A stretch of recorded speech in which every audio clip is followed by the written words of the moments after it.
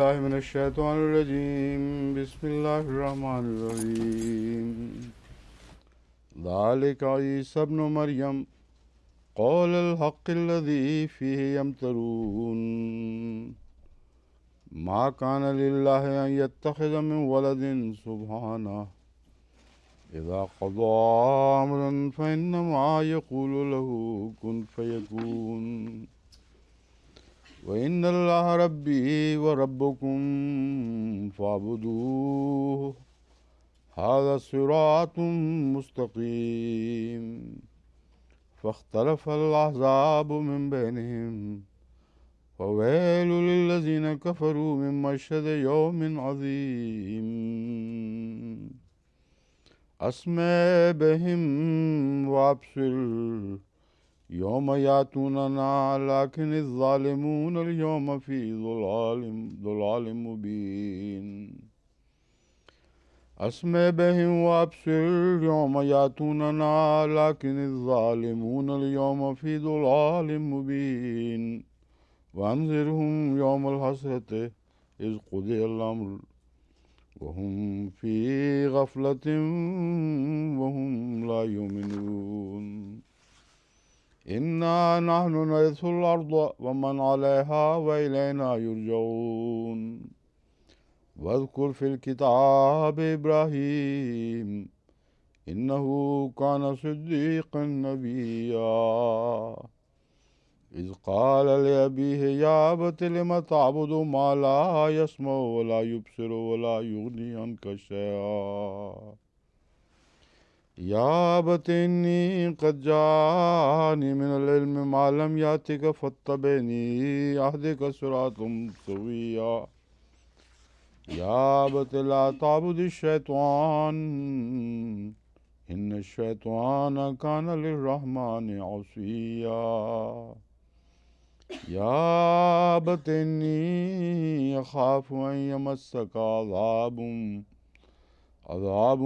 من الرحمن فتكون للشيطان وليا قال راغب أنت عن آلهتي يا إبراهيم لئن لم تنته لأرجمنك واهجرني مليا.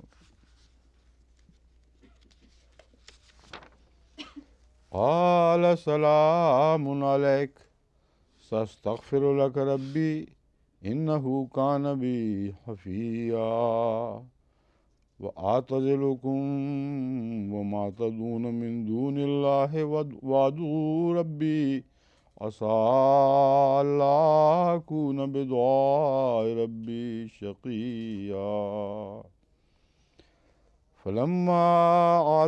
فلما اعتزلهم وما يعبدون من دون الله وهبنا له إسحاق ويعقوب وكلا جعلنا نبيا ووهبنا لهم من رحمتنا وجعلنا لهم لسان صدق عليا.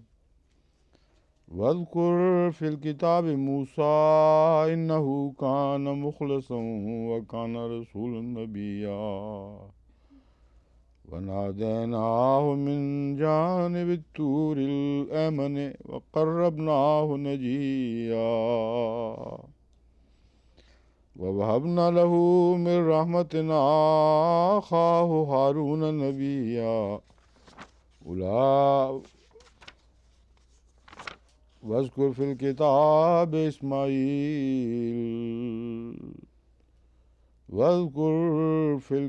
إسماعيل إنه كان صادق الوعد وكان رسولا نبيا وكان يأمر أهله بالصلاة والزكاة وكان عند ربه مرضيا. واذكر في الكتاب إدريس إنه كان صديقا نبيا ورفعناه مكانا عليا. أولئك الذين أنعم الله عليهم من النبيين من ذرية آدم وممن حملنا مع نوح ومن ذرية إبراهيم وإسرائيل وممن هدينا اجتبينا إذا تتلى عليهم آيات الرحمن خروا سجدا وبكيا. سجدہ.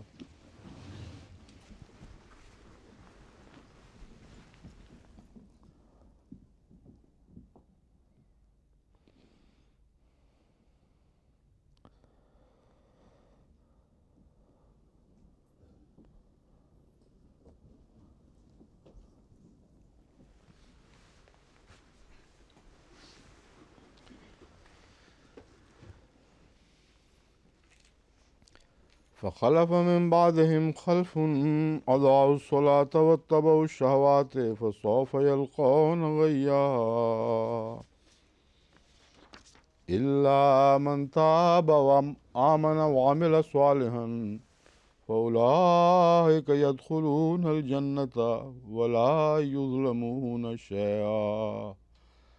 جنات عدن التي وعد الرحمن عباده بالغيب إنه كان وعده ماتيا.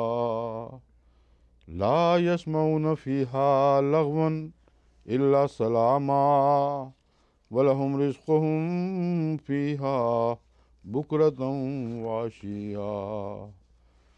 تلك الجنة التي نورث من عبادنا من كان تقيا وما نتنزل إلا بأمر ربك له ما بين أيدينا وما خلفنا وما بين ذلك وما كان ربك نسيا. رب السماوات والأرض وما بينهما فاعبده واصطبر لعبادته هل تعلم له سميا.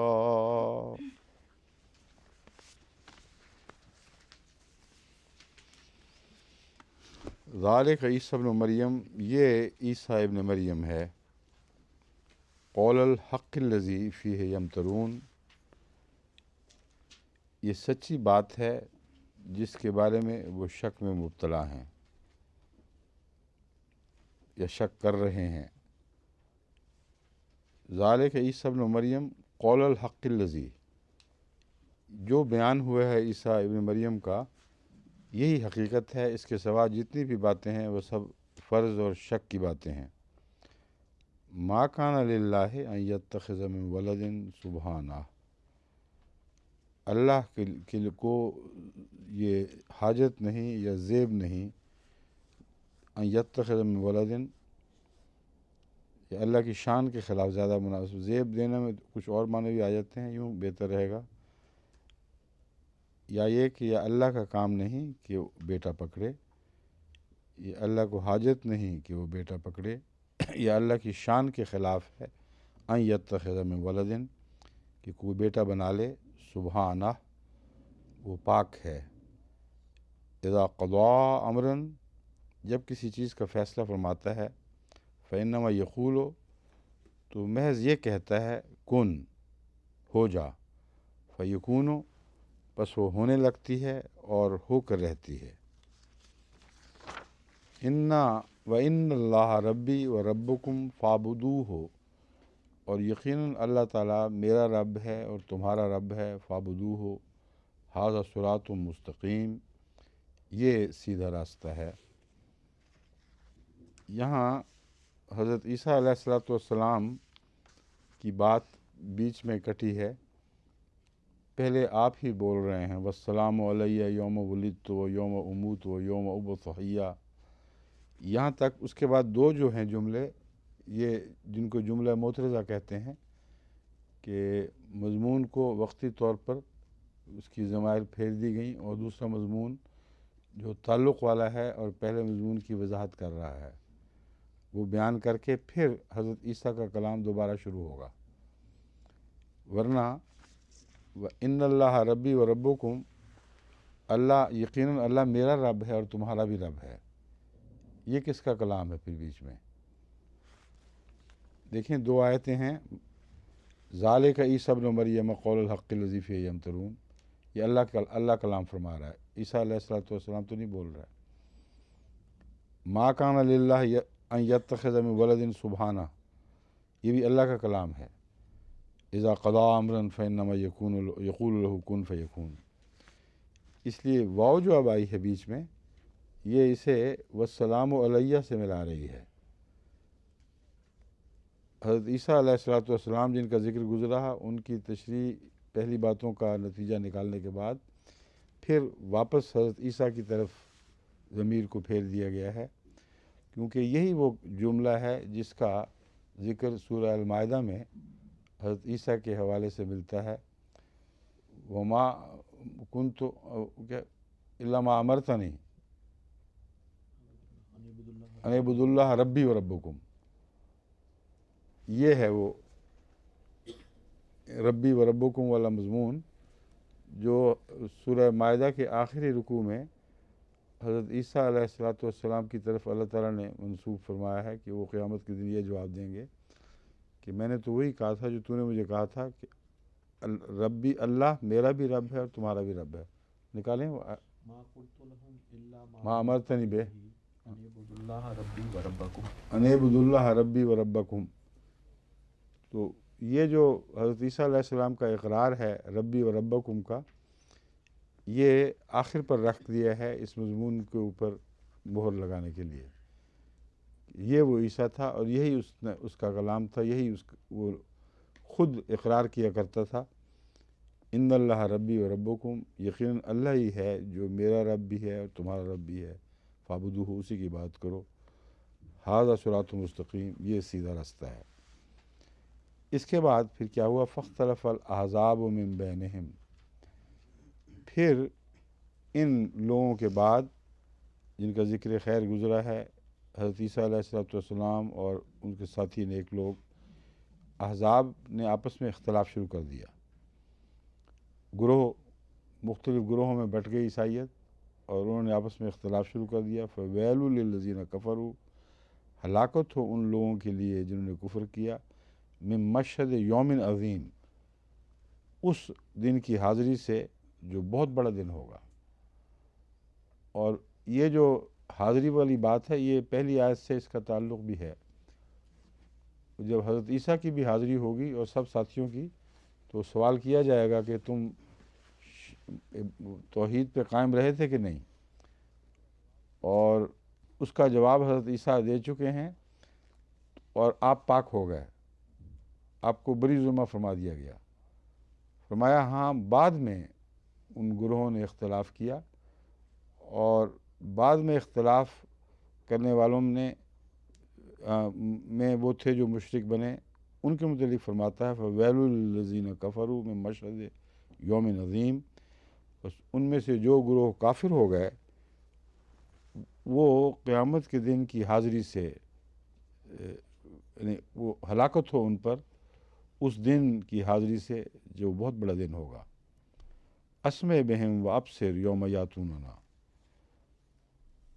ذرا اسمع بہم و ابصر، کیا ہی وہ سننے والے ہیں اور کیا ہی دیکھنے والے ہیں۔ ایک قرآن کریم کا یہ انداز ہے، عربی کا خاص محاورہ، ایک اس سانچے میں ڈھل کر بات جو ہے اس کا ترجمہ کیا ہی کیا جاتا ہے، یا تعجب کے معنوں میں یا داد کے معنوں میں۔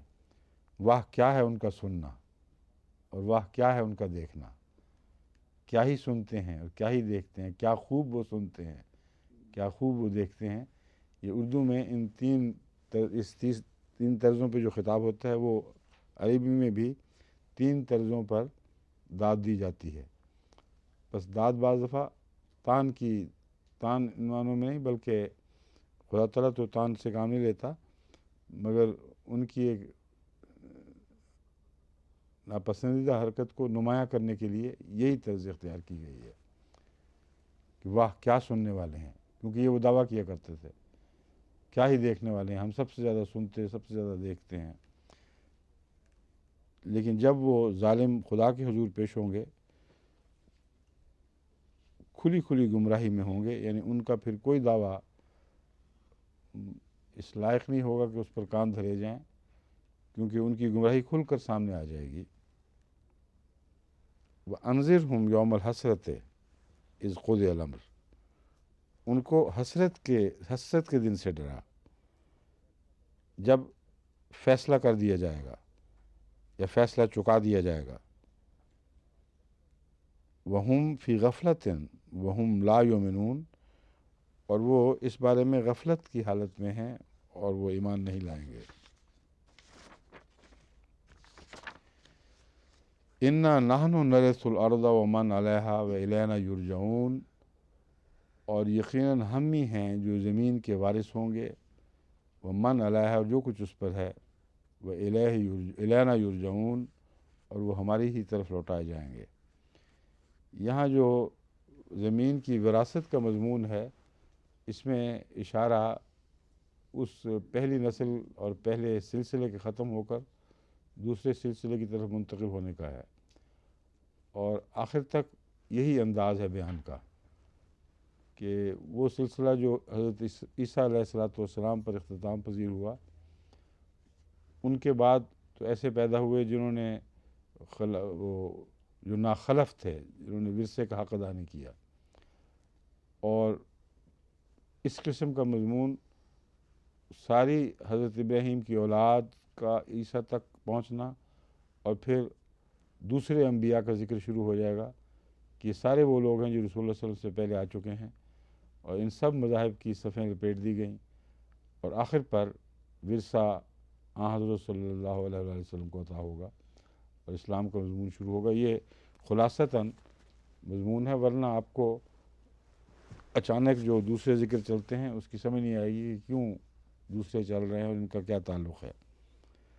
چنانچہ فرمایا وَاذْكُرْ فِي الْكِتَابِ ابراہیم، ابراہیم جد امجد تھے حضرت عیسیٰ علیہ السلام کے، اور ابراہیم کی توحید اتنی خالص تھی اور اتنی یقینی تھی کہ حضرت ابراہیم کے مضمون کے ساتھ حضرت عیسیٰ کی بریت ہوئی ہے کہ عیسیٰ ان کی اولاد، روحانی اولاد تھی، ان کا شرک سے کوئی تعلق نہیں۔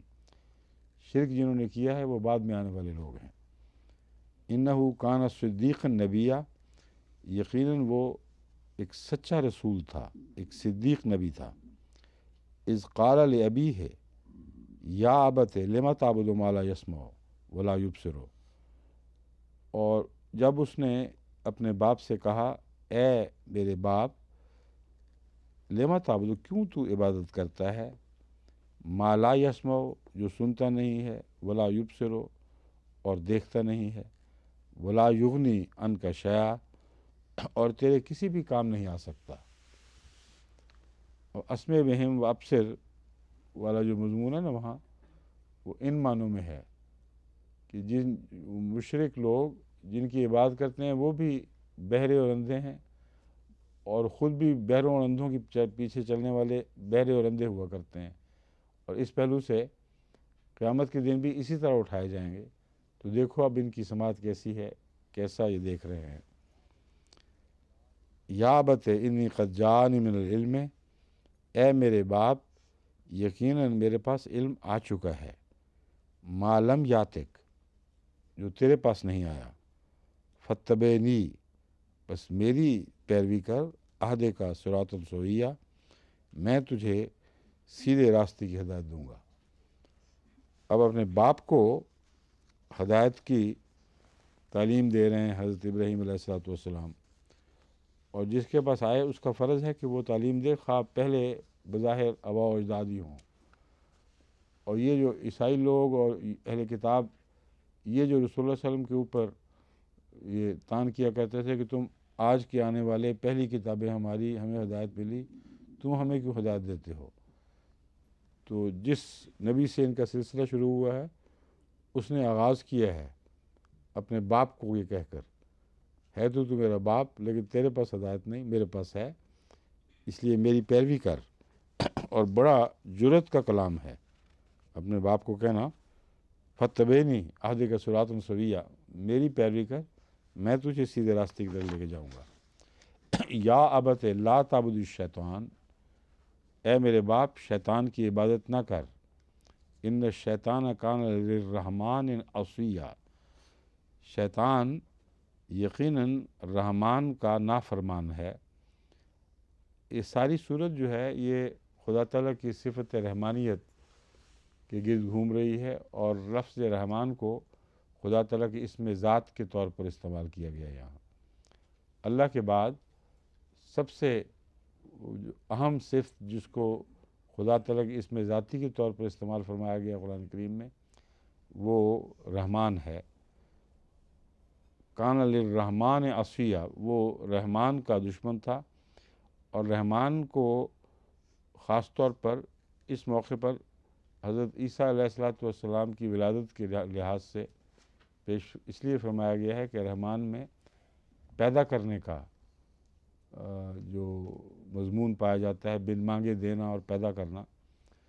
अर्रहमान खलक़ल इंसान, रहमान है जिसने इंसान को खलक तख्लीक किया है, खालिक नहीं फरमाया वहाँ। अल्लमल कुरान, रहमान है जिसने कुरान पर सिखाया। तो मादी तख्लीक भी रहमान की तरफ मंसूब फरमाई गई, रूहानी तख्लीक भी रहमान की तरफ मंसूब फरमाई गई। बस रहमान यहाँ इन मानों में है जो आगाज़ से बग़ैर किसी चीज़ के, बग़ैर मांगे नेमतें अता फरमाता है। और ये चूँकि नेमतों के सिलसिलों का ज़िक्र है सारा शुरू से आखिर तक, इसलिए रहमान के हवाले से ये सारी सूरत चल रही है। क़ाला अराग़िबुन अंत अन आलिहती या इब्राहीम, उसने कहा ए इब्राहीम, तू क्या मुझे अपने माबूदों से मना कर रहा है?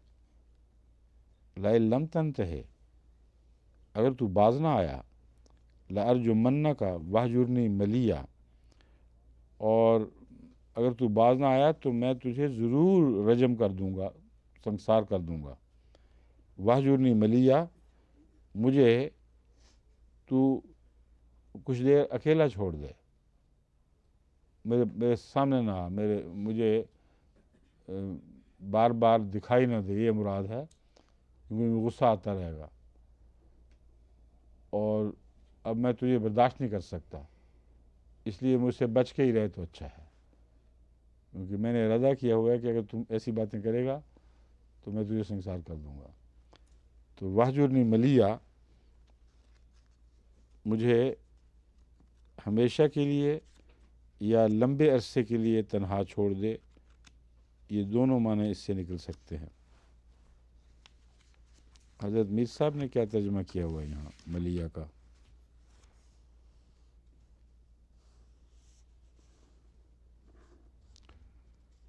कुछ अरसा के लिए छोड़, मुझे कुछ अरसा के लिए, ये कुछ अरसा जो है मैंने इस माने तो कुछ अरसा ही नज़र आते हैं बज़ाहिर, लेकिन कुछ अरसा मुराद नहीं है, इसलिए कि हज़रत इब्राहीम अलैहिस्सलाम थोड़ी देर के बाद फिर भी सामने आते तो फिर भी यही बातें होनी थी। इसलिए मतलब मुझे मोहलत दे, बस मेरे से हट जा, बस दूर हट जा, मेरे सामने ना आया कर। क़ाला सलामुन अलैक, हज़रत इब्राहीम ने जवाबन फरमाया तुझ पर सलाम। और सलाम जुदाई का सलाम भी होता है और दुआइया सलाम भी, कि ठीक है, सअस्तग़फ़िरु लक रब्बी, अब मैं तेरे लिए खुदा से, अपने रब से बख्शिश तलब करूँगा। मालूम होता है कि यहाँ सवाल जवाब अब ख़त्म है, जुदाई हो गई है। इन्नहु कान बी हफ़िया, वो मुझ पर बहुत ही मेहरबान है। वो आतज़िलुकुम, वही जुदाई का मज़मून है जो आर्ज़ी जुदाई की इशारा नहीं कर रहा, इसलिए मैंने इसको थोड़ी देर के लिए नहीं तर्जुमा किया। अब मैं तुम्हें छोड़ने लगा हूँ, तुमसे अलग हो जाऊँगा। वह मा तदून मिन दूनिल्लाह, और जो कुछ भी जिनकी भी तुम इबादत करते हो खुदा के सिवा, उन सब को मैं छोड़ दूँगा। उनसे दूर हटना मुराद है, हिजरत की तरफ इशारा लगता है। वह अदू रब्बी, और मैं अपने रब को पुकारूँगा। असा अल्लाह अकून बेदुआए रब्बी शक़िया, बईद नहीं कि मैं अपने रब की दुआ में महरूम न रहूँ, बदनसीब न रहूँ। फलम्मा ताज़लहुम, جب اس نے ان کو چھوڑ دیا، وما یعبدون من دون اللہ، اور جو وہ عبادت کرتے تھے اس کے سوا، اللہ کے سوا۔ اب دیکھ لیں سارا مضمون مستقل جدائی کا ہے۔ وہ سلام جو تھا وہ جدائی کا سلام تھا، اور ملیہ مراد کہ اب تو بس میرے سامنے آنا، مجھے عمر بھر کے لیے چھوڑ دے۔ ان کو بھی چھوڑا جو عبادت کرتے تھے، جن کی ان بتوں سے بھی پیٹھ پھیر لی۔ جب ہجرت کی ہے تب حضرت اسحاق اور یعقوب پیدا ہوئے ہیں، تو صاف پتہ چل رہا ہے اس کے بعد ملاقاتیں بند ہو گئی ہیں پھر۔ وَكُلًّا جَعَلْنَا نَبِيًّا، اور سب کو ہم نے نبی بنایا۔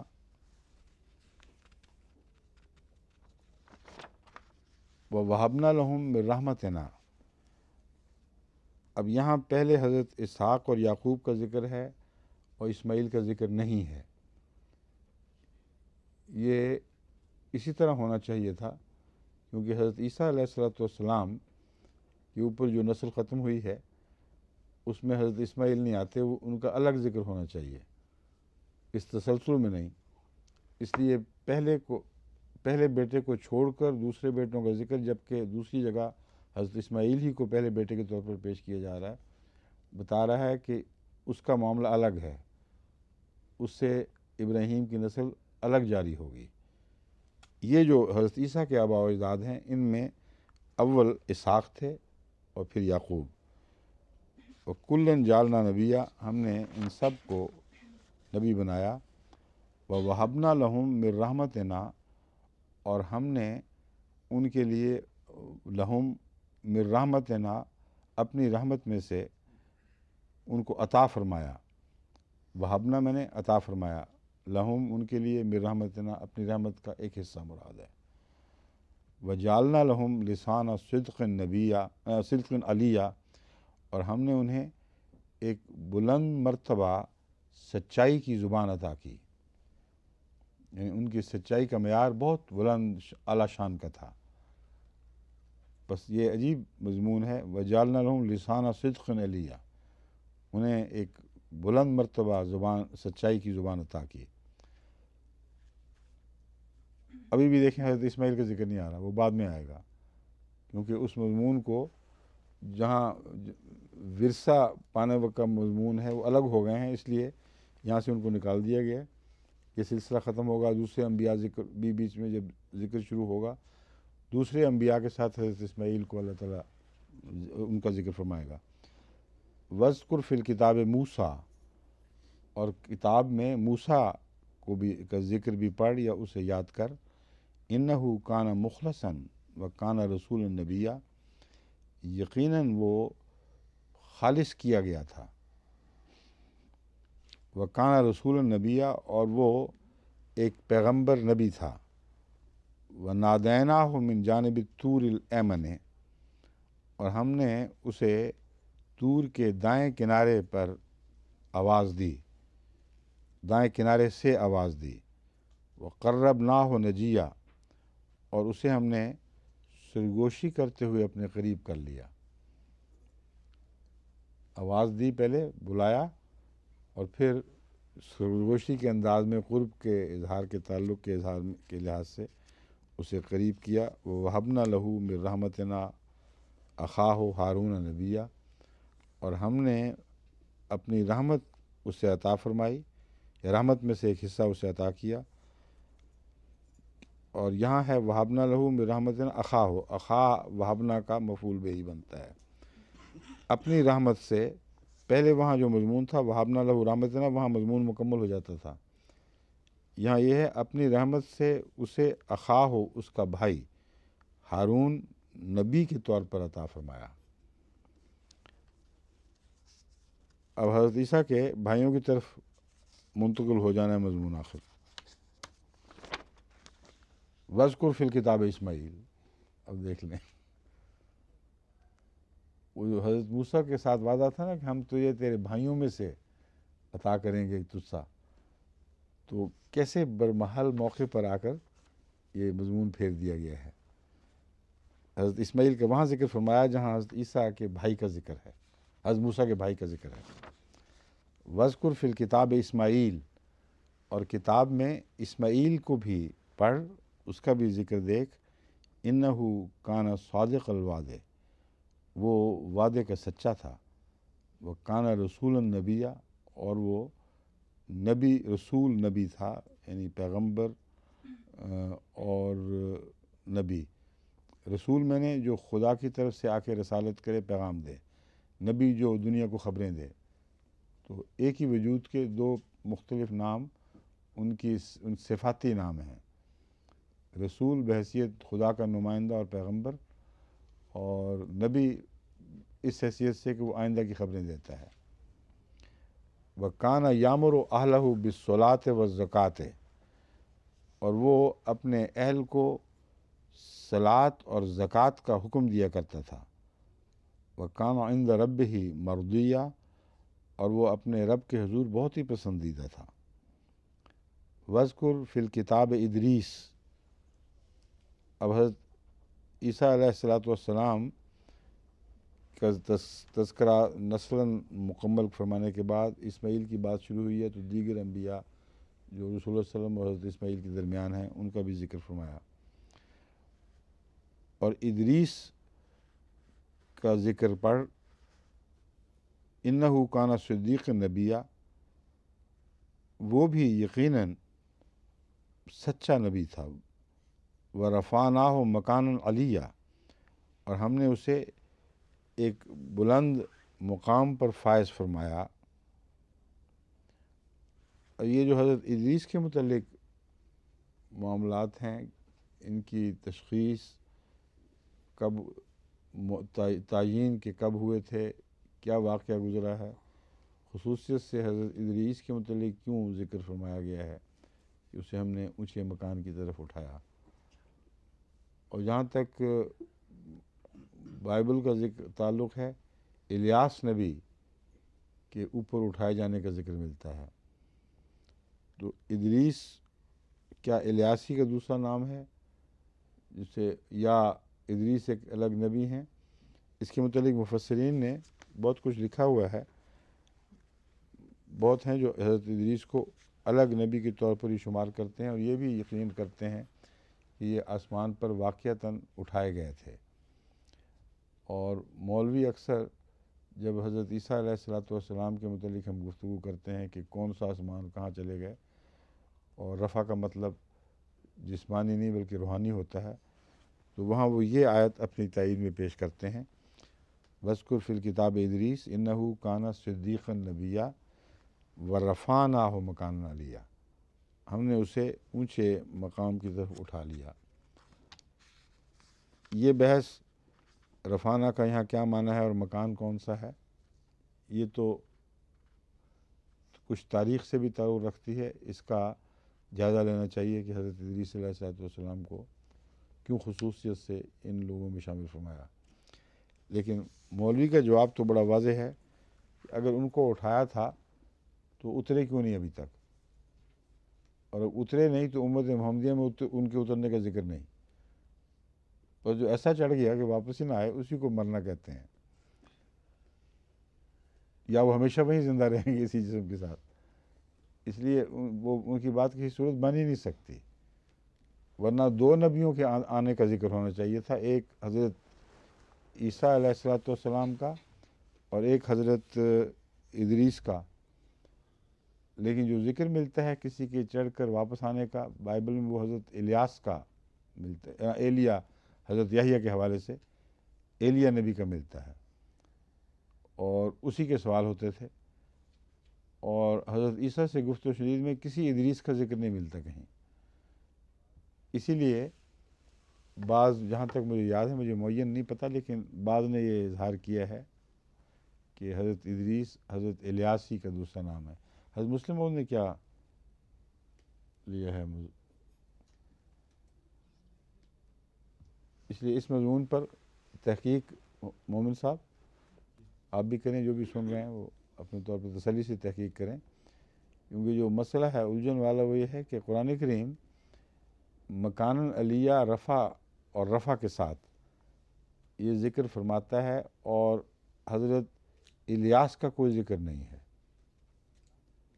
ایلیا نبی یعنی۔ الیاسین کے نام پہ تو ملتے ہیں الیاس، لیکن ایلیا نبی کی جس کو اٹھایا گیا اس کا کوئی ذکر قرآن کریم میں نہیں ملتا۔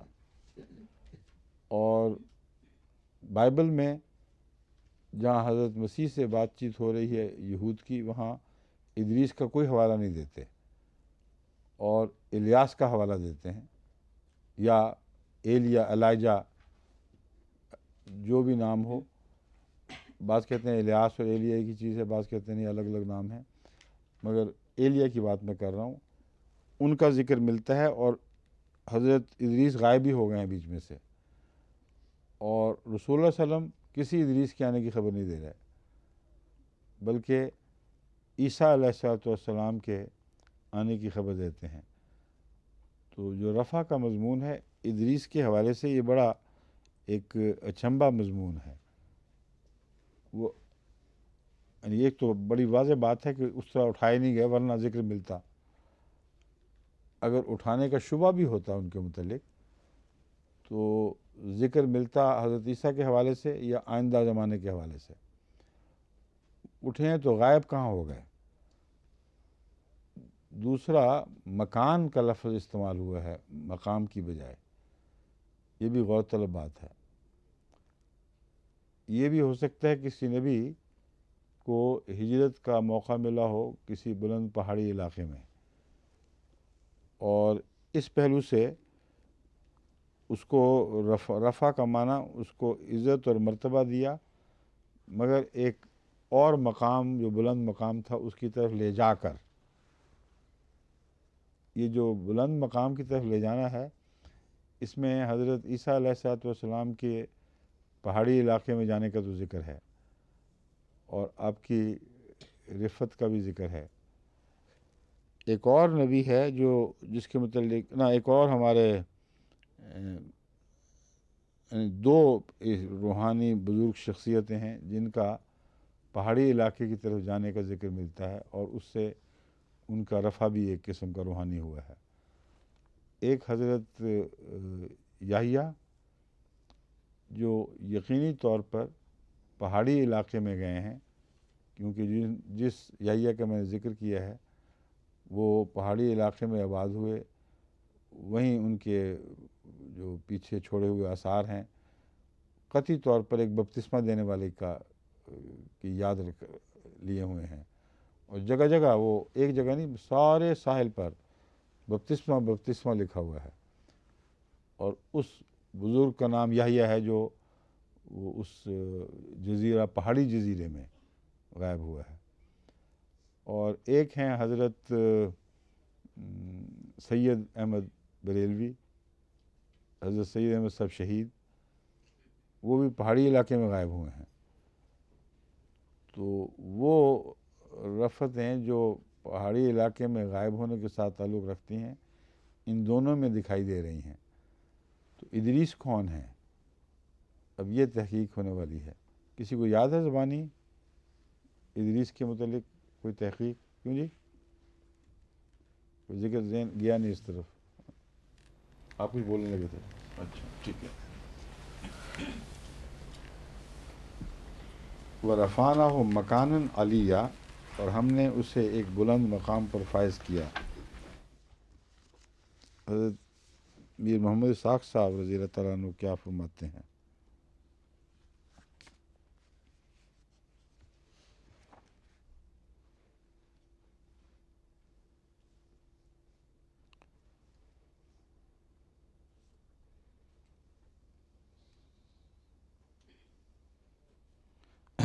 اب یہاں حضرت میر صاحب نے مرتبہ بلند پر ترجمہ کیا ہے۔ ہم نے اسے بلند کیا، ہم نے اسے مرتبہ بلند پر، اور بلند کیا ہم نے اسے مرتبہ بلند پر۔ اب مکان بمعنی مرتبہ بھی استعمال ہوتا ہے کہ نہیں، یہ بھی ایک دیکھنے والی بات ہے۔ کیوں جی؟ مکان صدق علیہ تو آتا ہے نا، مقام ہے، مکان نہیں۔ مکانت تو آتا ہے، مکان کے اندر یہ چیزیں ساری دیکھنے والی ہیں نا، دیکھ لیں پھر۔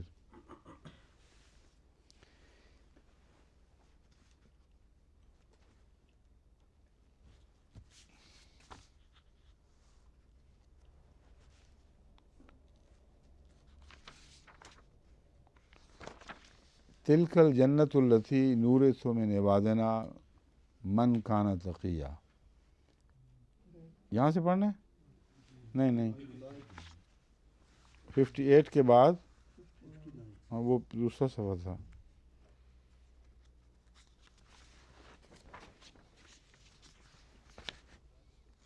یہ ہے اولئک الذین. ٹھیک ہے. اولئک الذین انعم اللہ علیہم من النبیین من ذریۃ آدم. یہ وہ لوگ ہیں جن پر ہم نے انعام فرمایا، نبیوں میں سے جن پر ہم نے انعام فرمایا، من ذریۃ آدم، آدم کی اولاد سے، وممن حملنا مع نوح، اور ان میں سے جن کو ہم نے نوح کے ساتھ کشتی پر سوار کیا تھا، ومن ذریۃ ابراہیم، اور ابراہیم کی ذریت میں سے، و اسرائیل، اور اسرائیل کی ذریت سے. اب ابراہیم کے بعد اسرائیل کی ذریت صاف بتا رہا ہے کہ حضرت ابراہیم کی ایک الگ ذریت بھی چلنی ہے جو اسرائیل کے علاوہ ہے.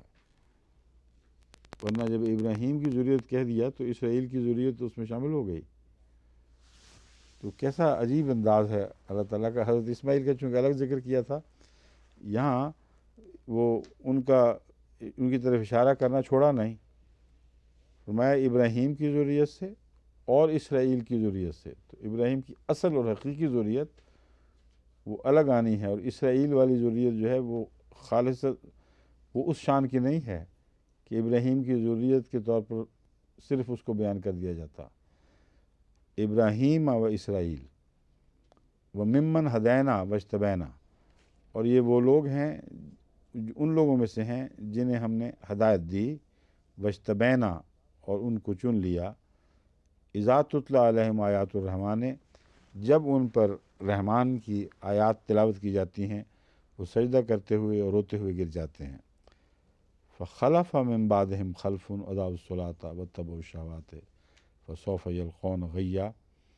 اب ان سب کے زمانے گزر گئے، اور بعد میں جو ورثہ ہے وہ آن حضرت صلی اللہ علیہ وسلم کی طرف منتقل ہو جائے گا. ان کے بعد پھر ایسی نسل ان کی وارث بنی، خلفہ وارث ہوئی، من بعدہم خلفن، ایسی نسل. ہم اردو میں مؤنث بول رہے ہیں لیکن عربی میں یہ مذکر لفظ ہے. خلف من بعدہم خلفن، ان کے بعد ان کے ایسے خلف نے ان کا ورثہ پایا، اضاعوا الصلاۃ، جنہوں نے نمازیں ضائع کر دیں، واتبعوا الشہوات، اور اپنی نفسانی خواہشات کے پیچھے لگ گئے. فسوف یلقون غیا، پس ضرور وہ اپنی گمراہی کی سزا پائیں گے، یا ضرور وہ اپنی گمراہی کو دیکھیں گے.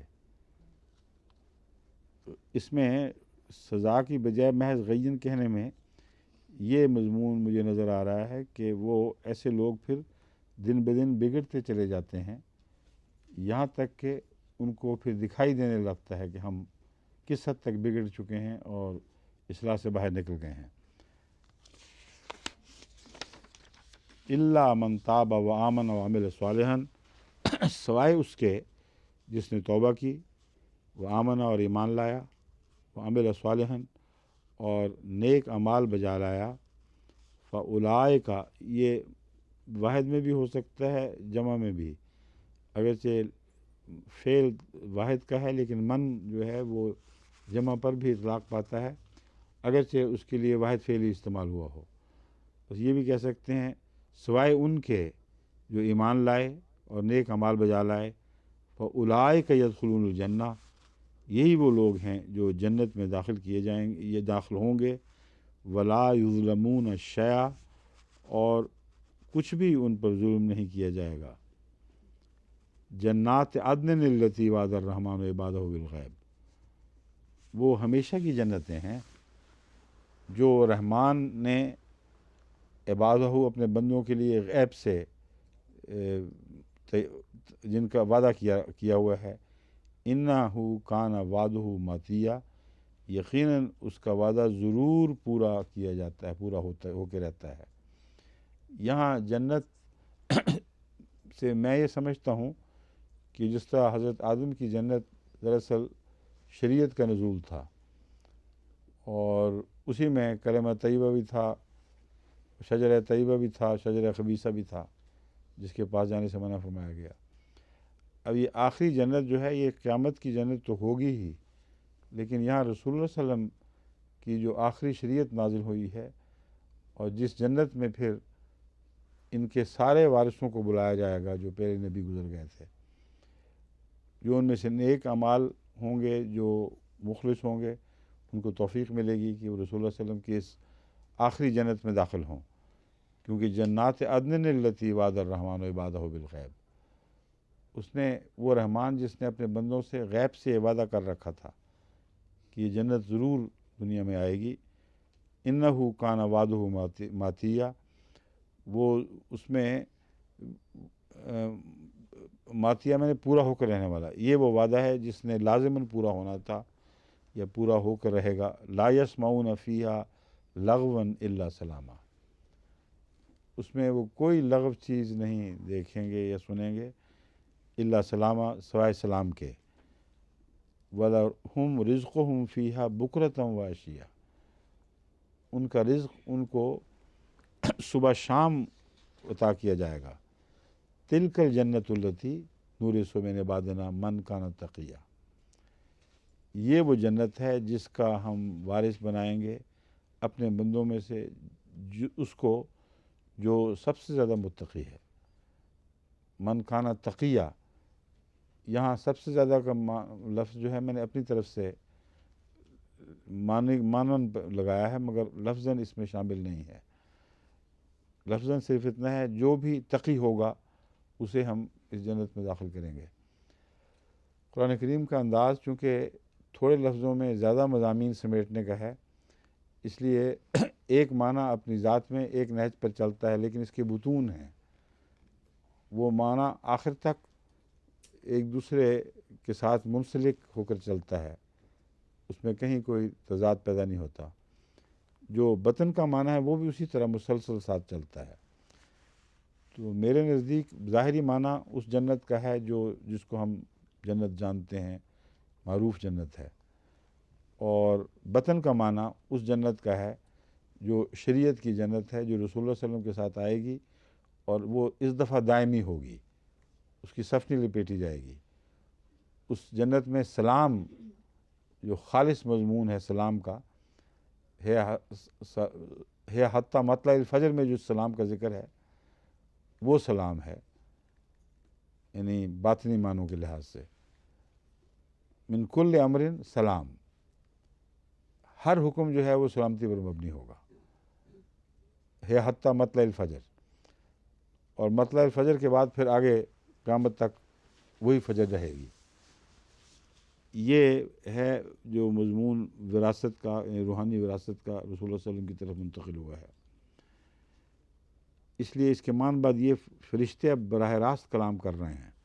تنزل الملائکۃ فیہا بإذن ربہم من کل امر سلام والروح وما نتنزل الا بامر ربک، رسول اللہ صلی اللہ علیہ وسلم کو مخاطب کر کے ہم محض اپنے رب کے امر کے ساتھ نازل ہو رہے ہیں، ہرگز اپنی طرف سے نازل نہیں ہو رہے۔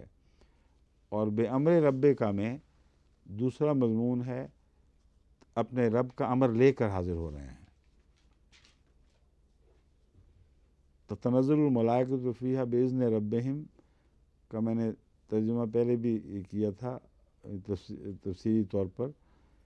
بے کا معنی اس حکم سے اور حکم کے ساتھ، یہ دونوں معنی ایسے ہیں جو قرآن کریم میں مسلسل اسی طرح چلتے ہیں۔ وتواصوا بالصبر وتواصوا بالمرحمہ، وتواصوا بالحق وتواصوا بالصبر۔ تو بے کا معنی ایک ہے کسی چیز سے، بے امر رب، اللہ کے حکم سے ہم نازل ہوئے ہیں، بے امر ربہم، اللہ کا حکم لے کر نازل ہوئے ہیں۔ تو قرآن کریم اور خصوصیت سے وہ جو سورہ الفجر ہے، اس کا نام سورہ الفجر سورہ قدر، اس میں جو مضمون ہے وہ یہاں آ کے خوب کھل گیا ہے۔ اس لیے جو میں معنی کر رہا ہوں، میں زبردستی اس کو قرآن کی طرف نہیں پھیر رہا یا رسول اللہ صلی اللہ علیہ وسلم کی طرف، یہ طرز بیان اتنی واضح ہو گئی ہے کہ صاف پتہ چل رہا ہے کہ یہاں جنت میں جو دوسرا معنی اندر اندر دوڑ رہا ہے ساتھ، اس سے رسول اللہ صلی اللہ علیہ وسلم کی لائی ہوئی جنت مراد ہے، اور وہ جنت جو ہمیشہ باقی رہے گی، اس میں کوئی تبدیلی نہیں ہوگی۔ جو پہلے انبیاء تھے ان کا ذکر تاریخی طور پر کر دیا گیا، اب اس کے بعد پھر کوئی صاحب شریعت نبی کوئی نئی جنت لے کر نہیں آئے گا، اور فرشتے پھر فوراً یہ کہتے ہیں ساتھ ہی وَمَا نَتَنَزَّلُ إِلَّا بِأَمْرِ رَبِّكَ، ہم نہیں نازل ہوتے مگر اللہ کے حکم کے ساتھ اور اس کے احکام لے کر، تیرے رب کے حکم کے ساتھ اور اس کے احکام لے کر، لَهُ مَا بَيْنَ أَيْدِينَا وَمَا خَلْفَنَا، اسی کا ہے جو ہمارے سامنے ہے اور جو ہمارے پیچھے ہے، وَمَا بَيْنَ ذَلِكَ، اور جو ان کے درمیان ہے، وَمَا كَانَ رَبُّكَ نَسِيًّا، اور تیرا رب بھولنے والا نہیں۔ وعدہ ماتیہ کی طرف اشارہ ہے کہ جو وعدے خدا نے انبیاء سے فرمائے تھے کہ آخر یہ ہوگا، وہ بھولا نہیں ہے، اور اب تجھ پر جو شریعت کا نزول ہو رہا ہے آخری شریعت کا، یہ ان وعدوں کے مطابق ہے جو خدا نے بھلائے نہیں۔ رب السماوات والارض وما بینہما، رب العالمین اور رحمت للعالمین کے حوالے سے اسی پر اس آیت کو منتج ہونا چاہیے تھا۔ رب السماوات والارض، وہ آسمانوں کا بھی رب ہے اور زمین کا بھی رب ہے، وما بینہما، اور جو ان کے درمیان ہے، فعبد ہو واستبر لعبادت ہے۔ حضرت اسماعیل نے جو عبادت کا خاص طور پر ذکر کیا تھا صبر کا، یہ دیکھیں اس کی طرف اشارہ ہو گیا فوراً۔ یعنی اسماعیل کا جو ورثہ، ابراہیم کا ورثہ اسماعیل کی معرفت رسول اللہ صلی اللہ علیہ وسلم کو پہنچا ہے، اس کا خلاصہ یہ ہے فعبد ہو واستبر لعبادت ہی، تو اس کی عبادت کر اور صبر سے اس پر قائم ہو جا، مضبوطی سے اس پر قائم ہو جا، کیونکہ اس کے بعد پھر اور کوئی عبادت کا مضمون لے کر آنے والا نہیں ہے۔ حل تعلم لہ سمیہ، کیا تو اس کا کوئی ہم نام جانتا ہے؟ یعنی خدا تعالیٰ کی صفات میں کوئی شریک نہیں ہے، اس لیے اسی کی عبادت کی جائے گی۔ وَيَقُولُ الْإِنسَانُ أَإِذَا مَا مِتُّ لَسَوْفَ أُخْرَجُ حَيًّا، ہے؟ اچھا جی،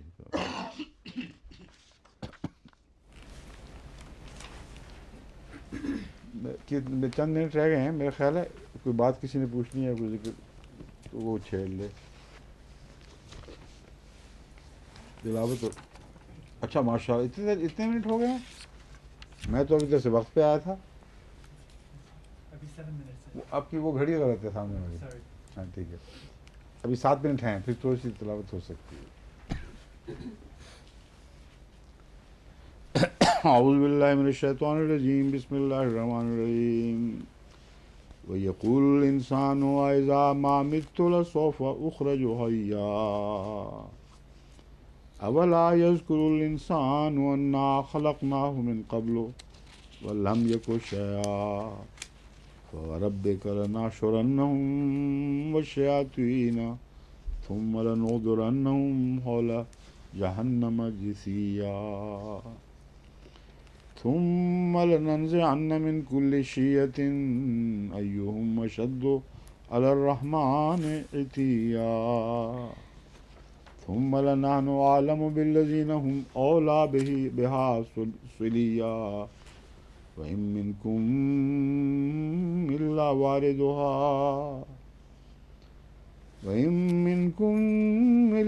وَارِدُهَا كَانَ عَلَىٰ رَبِّكَ حَتْمًا مَّقْضِيًّا ثُمَّ نُنَجِّي الَّذِينَ اتَّقَوا وَنَذَرُ الظَّالِمِينَ فِيهَا جِثِيًّا۔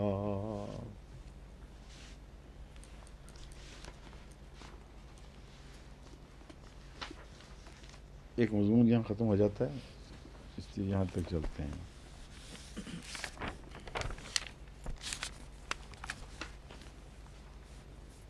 وَيَقُولُ الْإِنسَانُ أَإِذَا مَا مِتُّ لَسَوْفَ أُخْرَجُ حَيًّا،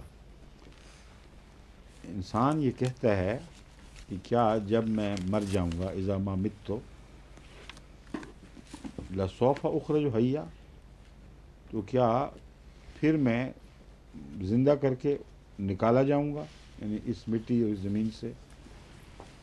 اولا یذکر الانسان انا خلقناہ من قبل ولم یک شیئا، کیا انسان یہ بات یاد نہیں رکھتا کہ ہم نے اسے پیدا فرمایا من قبل، اس سے پہلے، ولم یک شیئا، جبکہ وہ کچھ بھی چیز نہیں تھا۔ تو اگر عدم سے وجود اور پھر وجود سے انسان تک کی تکمیل کے سارے مراحل خدا تعالیٰ نے طے فرمائے، تو یہ جو مرنے کے بعد جی اٹھنے کا مضمون ہے، یہ تو بہت ہی آسان ہو جاتا ہے، کیونکہ کچھ بھی نہ ہو، مادہ بنایا جائے، پھر اس میں زندگی پیدا کی جائے، پھر اس کی ترقی دیتے دیتے انسان تک پہنچا دیا جائے۔ عجیب پاگل آدمی ہے کہ اس پر تعجب نہیں کرتا، اور یہ جو مر جائے گا یہ پھر بھی کچھ چھوڑ کے مرے گا، اس کی کچھ باقیات ہوں گی، اس سے دوبارہ بنا لینا تو کوئی چیز ہی نہیں اس خالق کے لیے جس نے عدم سے پیدا کیا ہے۔ اور عدم سے پیدا کرنے کا مضمون یہ بھی بتا رہا ہے کہ خالق ضروری ہے، کیونکہ انسان خود بخود عدم سے پیدا نہیں ہوا، اور مادہ بھی خود بخود عدم سے پیدا نہیں ہو سکتا۔ اور اس کے متعلق تو اب بہت سے جو سائنس کے ترقی یافتہ موجودہ دور کے مسائل ہیں، ان میں ایک یہ مسئلہ بھی باقاعدہ ایک اہمیت اختیار کر چکا ہے کہ مادہ از خود پیدا ہو سکتا تھا کہ نہیں، مادہ ازل سے ہے کہ نہیں، جس کی ایک عمر معین ہے وہ ازل سے ہو ہی نہیں سکتا، کیونکہ اگر یہ ثابت ہو گیا، جیسا کہ اب ثابت ہو چکا ہے، کہ مادے کی ایک عمر معین ہے، وہ ختم ہوگا اس عمر کے بعد، تو اگر ازل سے تھا تو اس کو ختم ہوئے ہوئے بھی ازل ہو جانی چاہیے تھی، یعنی ازل کا چونکہ دوسرا کنارہ نہیں ہے، اس لیے یہ ایک ایسا معمہ ہے جو حل ہو ہی نہیں سکتا، کیونکہ اگر یہ خود بخود پیدا ہوا تھا تو اس سے خود بخود مر جانا چاہیے تھا آج سے ازل تک سے پہلے، جس کا مطلب ہے کہ اس کو کہیں آپ پکڑ ہی نہیں سکتے کہ کہاں ہے، یہ پیچھے ہٹتا چلا جائے گا، جتنا مرضی اس کا تعاقب کریں، جہاں بھی پہنچیں گے اس سے پہلے اگر ارب ہا سال بھی ہوں تو وہاں وہ ختم ہوگا، تو اس سے پہلے پھر کیا تھا؟ اس لیے ازل کا مسئلہ ایسا ہے جو ناممکن بنا دیتا ہے مادے کے خود بخود ہونے کو۔ اگر یہ ہمیشہ کے لیے رہتا یا سائنسی نقطہ نگاہ سے اس کا رہنا ممکن ہوتا تو پھر اس کے ازل سے ہونے کا تصور کا امکان تھا۔ اب تو اس کا کوئی سوال ہی نہیں رہا، کیونکہ وہ زمانے لگ گئے جب سائنسدان سمجھتے تھے کہ مادہ ہمیشہ سے ہے۔ اب مادہ کی موت اور مادے کے ختم ہونے کا اور کائنات کے گھلتے گھلتے غائب ہو جانے کا جو تصور ہے، یہ اب تصور نہیں رہا، ایک قانون کے طور پر نکلا ہے، اور میتھمیٹیکلی یہ ثابت کر چکے ہیں کہ اس کائنات میں ابد نہیں ہے، بس جسے ابد نہیں اسے ازل بھی نہیں۔ یہ لمبی بحث ہے، مگر میں آپ کو مختصراً اشارہ کر رہا ہوں، یہ خدا تعالیٰ کی دلیل کا مرکزی حصہ ہے کہ جب تو پیدا ہوا ہے عدم سے اور بول رہا ہے تو ہے کیا چیز؟ خود بخود کیسے پیدا ہو گیا تھا؟ اس لیے لازماً کسی خالق نے پیدا کیا ہے، اور جو عدم سے تجھے پیدا کر سکتا ہے وہ تجھ سے آگے تیرے جیسا کوئی اور کوئی نہیں بنا سکتا۔ اس لیے جو جی اٹھنے کی دلیل ہے وہ تو بالکل ہی لغو اور بے حقیقت ہے۔ فوربک، اے محمد رسول اللہ، تیرے رب کی قسم، لناشرنہم، ہم انہیں ضرور اکٹھا کریں گے، والشیاطین، اور شیطانوں کو بھی، ثم لنحضرنہم حول جہنم جثیا، اور پھر ہم حاضر کریں گے ان کو جہنم کے گرد گھٹنوں کے بل گرے ہوئے، ثم لننزعن من کل شیعۃ ایہم اشد علی الرحمن عتیا، پھر ہم چھانٹ کر ان میں سے ان کے ہر گروہ میں سے نکالیں گے۔ ان میں سب سے زیادہ رحمان کے خلاف بغاوت میں سخت کون تھا؟ سب سے زیادہ سخت کون تھا بغاوت میں رحمان کے خلاف؟ ثم لنحن اعلم بالذین هم اولی بہا صلیہ، پھر ہم سب سے زیادہ جانتے ہیں کہ بالذین هم اولی بہا صلیہ، کہ ان میں سب سے زیادہ جلائے جانے کا مستحق اور سزاوار کون ہے۔ وَإِن مِّنکُمْ إِلَّا وَارِدُهَا، اور تم میں سے کوئی بھی نہیں ہے مگر وہ اس کے سامنے پیش کیا جائے گا۔ واردها مطلب اس جگہ پہنچے گا۔ کان علی رب کا حتم مقضیہ، یہ تیرے رب پر ایک طے شدہ حقیقت کے طور پر فرض معاملہ ہے۔ علی رب کا، تیرے رب پر گویا یہ فرض ہو چکا ہے، ایک ایسے فیصلے کی طرح جو طے شدہ ہے۔ ثم ننجی الذین اتقوا ونذر الظالمین فیہا جثیہ، پھر ہم ان لوگوں کو جنہوں نے تقوی اختیار کیا انہیں نجات بخشیں گے اور ظالموں کو وہاں گھٹنوں کے بل گرا ہوا چھوڑ دیں گے۔ یہ جو مضمون ہے یہ قابل توجہ اور قابل فہم ہے خاص طور پر، اس لیے باقی بات کل انشاءاللہ۔